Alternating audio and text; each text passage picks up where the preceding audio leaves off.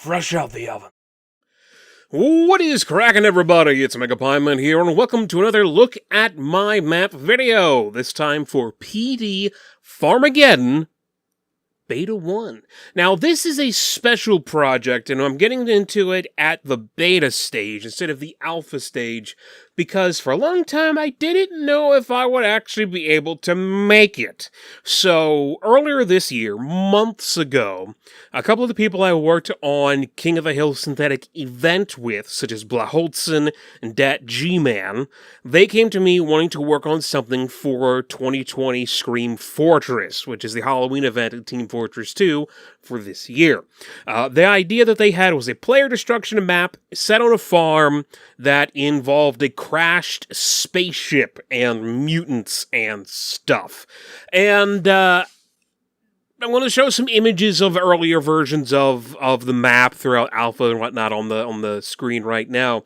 But previously, I had worked somewhat with player destruction, and while it's not a game mode I'm extremely familiar with, and it's not a game mode that really has a formula or do's and do-nots, unlike other game modes in Team Fortress 2, my previous attempts at the game mode really did not work out that well. Like a year or so ago, I tried making a map called PD South Pole, which was going to be based off of the Australian Christmas comic for Team Fortress 2, and it would be Old Nick's Workshop at the South Pole. And that was awful. And no matter how much work I put into that map, it just stayed awful. So I felt like that would be how Farmageddon would end up, unfortunately.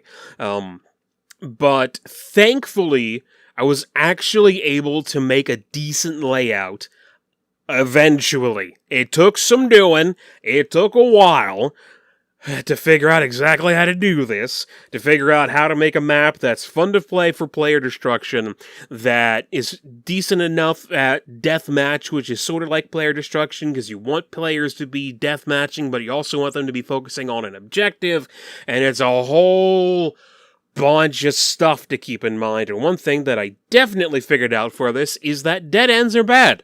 You want nice flow to go from one place to another about as quickly as possible, and you do not want dead ends. But because I was so unsure of this project as whether or not it would reach Beta 1, let alone get to the point where I could start art passing it and doing work with Blaholtzen and DatGmann to make that art pass just look amazing. I mean, these guys made some great stuff that I've been able to work with here. Blaholtzen has actually given me concept art to work with. I've never worked on a project with concept art before. So it's been an experience. It's been an interesting project so far to really wrap my head around. So we're going to go through the map here. I'm going to show off a couple of bits. This here is Red Spawn. The idea is that this is a farmhouse on the farm of Farmageddon. Unfortunately, we had to move away from the original idea of a crashed spaceship in a barn, because all the space stuff that we wanted to do, we came to we determined that it would just be too much to do in a short period of time. So we changed to this idea of Badlands' biggest pumpkin. Still in the farm, so you got the farmhouse, you've got barns all over the place, you have this combine harvester that's made to be a map hazard, so if anybody walks into this, they'll die, and there'll be all kinds of blood effects and everything. I don't know what's going on with that, gotta figure that out. But we changed things around to be the story or the lore of this map is that there is a giant radioactive pumpkin that you're looking at right now. You're looking at a placeholder for it. The actual thing will be a full-on model, but there's a giant radioactive pumpkin that has been mutated through toxic waste from the farmer people, whoever owns this farm, and they wanted to do that in order to make it larger. Well, they ended up bringing it to life and brought the farm to life, and now it's out attacking things. And when it After a certain period of time, because this is player destruction, so you need a cap area. People kill each other, grab a point, and then go to the cap area to grab it. The cap area is the pumpkin opens up, then you go inside it, take a teleporter all the way over here somewhere. Where is it? Where are you? It's in the void somewhere. Is it? Have I lost part of my map? I might have lost part of my map. Hold on a second here. I need to actually figure out where... Oh, it's over here. Okay, my bad. I was looking in the wrong area. It's all the way over here. You'll go in the pumpkin, get teleported over here, which works as somewhat of a underworld or a purgatory area you see in other Halloween maps. You then can go to this orange section to capture your points, and then hit that teleporter and go back to the main map. So trying to figure out how to get this to work well, how to make an underworld area where you can deliver points, where you can actually fight the opposing team and feel like you can stop them from depositing their points and take their points from them, where you can get into a capture area without having to worry about a pyro just spawn camping next to the entrance and air blasting you off the edge. Somewhat like what happens with Pit of Death, PD Pit of Death, and PD Cursed Cove. They both have a capture zone in an underworld area. Pit of Death is pretty closed and straightforward based on how that map's designed, so you do run into some camping issues. But Cursed Cove also has camping issues because it's purgatory, doesn't automatically damage you while you're in it. Instead, it has like a battle royale closing bubble thing that'll eventually start damaging you after a short period of time. When you go inside here, you won't automatically take damage. The way we're going to explain that is we're going to have the water be like radioactive stomach acid goop, because this is going to be like you're inside the pumpkin, and you're going to be delivering weed killer to its heart, which will be in this area somewhere, and you'll be taking damage from the radioactive stomach acid goop. And then once you get in the teleporter underneath the heart, after delivering your points, you'll go all the way back over here, and then you'll pop out here, and you'll be able to play more of the map. Now, originally, I did have that underworld area underneath the middle part of the map, and you would actually go down a hole through the pumpkin to pop up in there. So it was like a cave underneath. We're still doing sort of like the underground cave idea. Unfortunately, the hole didn't really play the way that I wanted it to, and was causing more issues than it really needed to, so we kind of cut that out and just made it a teleporter. It should be easy enough to get across once it gets some actual modeling in there for the pumpkin, but yeah, that big piece is still a placeholder. But it has been a really wild project so far working on Farmageddon. Not only with the fact that I've had concept art to work off of, that I've had this team of people relying on me to make a layout decent enough that we could actually push forward and get this project to a... What is wrong with that texture? That is messed up.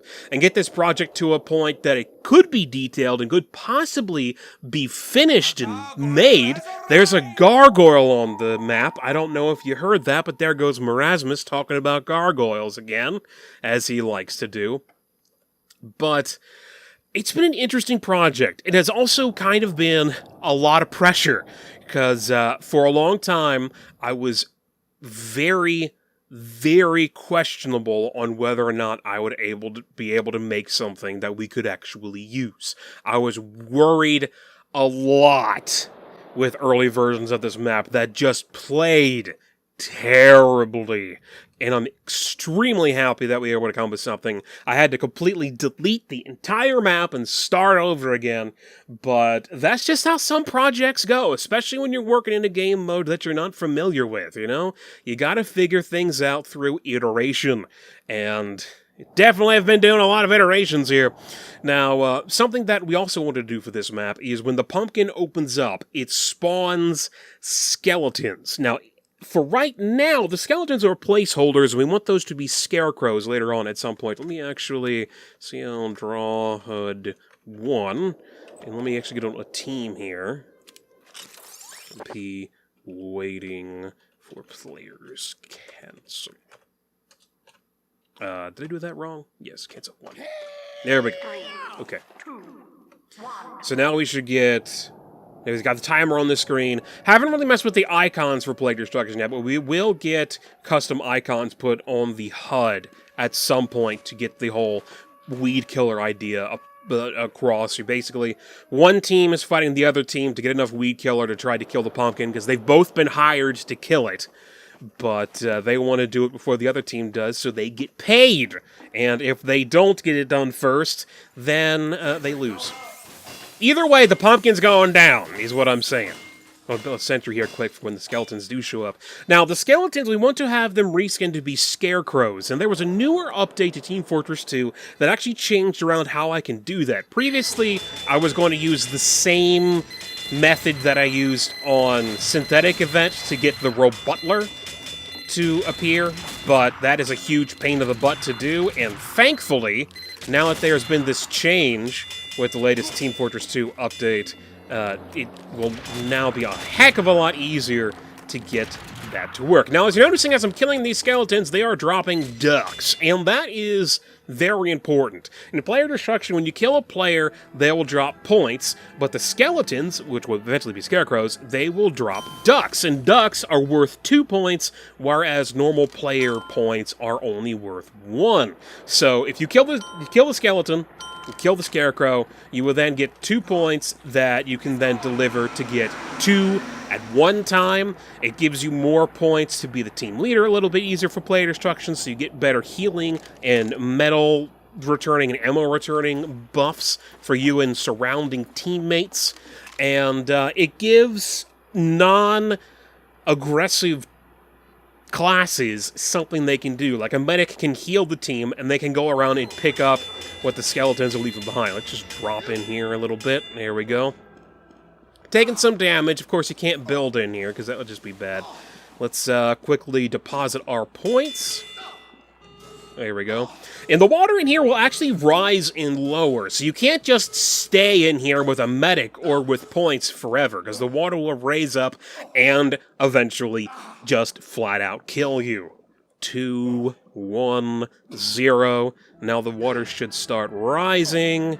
The pumpkin closed. The water's right. The pumpkin will crush you if you're in it. And once we get the water, there we go. And then you get dead. But there you go. It looks like it's going to storm outside, so I gotta wrap this up before my power goes out. Thank you very much for watching. I will do more devlog videos for this project in the future. I am hyped about it, because so far it's been pretty freaking awesome. Anyway, I'm Megapiemanphd. There'll be a link to the map in the description of the video. You can let me know what you think in the video, in the thread for it, etc., etc., and I will talk to you guys later.